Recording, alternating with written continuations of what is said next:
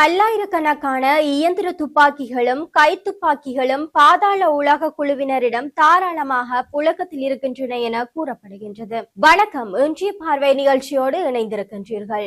சற்று தனித்திருந்த தென்னிலங்கை துப்பாக்கிச் சூடுகள் இப்போது மீண்டும் ஆரம்பித்துள்ளன.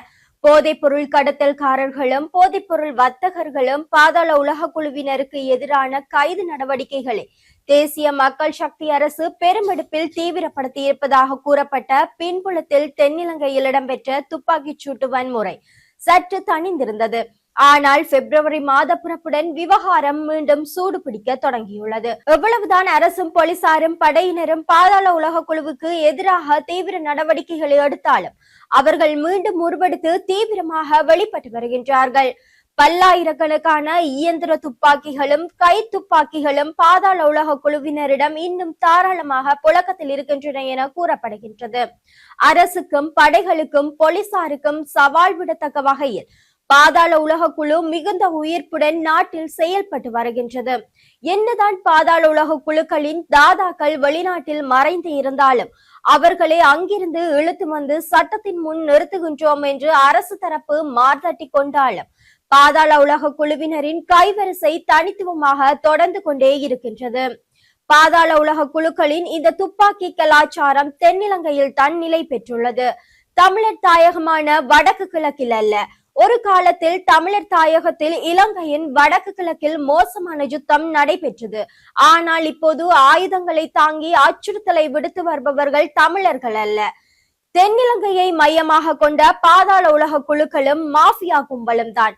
சட்டத்தை மீறி சட்டத்துக்கு சவால் விடும் அளவில் செயல்படுகின்ற பாதாள உலக குழுவினரை அடியோடு அடக்க நடவடிக்கைகள் எடுக்க வேண்டிய அரசு அதற்கு பதிலாக தன்னிடமுள்ள பாதுகாப்பு வலிமையான இராணுவத்தினரின் எண்ணிக்கையில் 2/3 பங்கினரை இந்த பாதாள உலக குழுவினரின் அச்சுறுத்தல் இல்லாத தமிழர் தாயகத்தில் முழுமையாக நிலைநிறுத்தி வைத்துக் கொண்டிருக்கின்றது என்பது பலரின் கருத்தாக உள்ளது. தெற்கில் தலைவிரித்தாடும் பாதாள உலக குழுக்களின் வன்முறையை அடக்குவதற்கு தன்னுடைய பாதுகாப்பு திறமையின் வலிமையான முழுமையாக ஏவிவிட வேண்டிய அரசு தமிழர் தாயகத்தில் தமிழர்கள் மீதான தமது அடக்குமுறையை நிலைநிறுத்துவதற்காக மட்டுமே தன்னுடைய படை வலிமையை அங்கு இராணுவ ஆக்கிரமிப்பாக நிலை கொள்ள வைத்திருக்கின்றது என பலரும் தெரிவித்துள்ளனர்.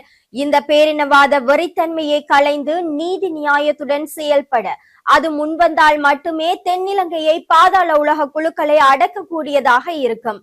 இந்த நிலையில் கடந்த 10ஆம் தேதி அதிகாலை 1:18 மணி அளவில் யாழ் அல்லைப்பட்டி பகுதியில் போலீசார் நடத்திய துப்பாக்கிச் சூட்டில் 17 வயது சிறுவன் உயிரிழந்தமை பரபரப்பை ஏற்படுத்தி இருந்தது.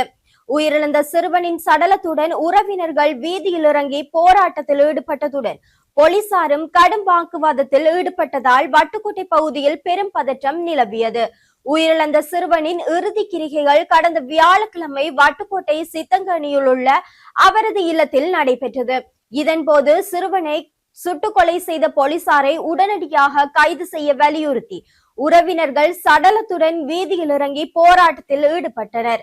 இந்த வருடத்தில் கடந்த 45 நாட்களில் பாதாள உலக குற்றவாளிகளால் நடத்தப்பட்ட துப்பாக்கிச் சூடுகளில் 9 பேர் உயிரிழந்துள்ளதாக போலீஸ் தலைமையகம் தெரிவித்துள்ளது. தலங்கம அக்குரேகொட பகுதியில் உள்ள ஒரு பல்பொருள் அங்காடிக்கு முன்னால் கடந்த 13ஆம் தேதி நடந்த தம்பதியினரின் கொலை இந்த வருடத்தின் முதல் இரட்டை கொலை என்று போலீசார் தெரிவித்துள்ளனர். இதுவரை இடம்பெற்ற துப்பாக்கிச் சூட்டு சம்பவங்களில் 8 பேர் காயமடைந்துள்ளதாக போலீஸ் தலைமையகம் மேலும் தெரிவித்துள்ளது. நன்றி. இத்துடன் இன்றைய பார்வை நிகழ்ச்சி முடிவடைகின்றது.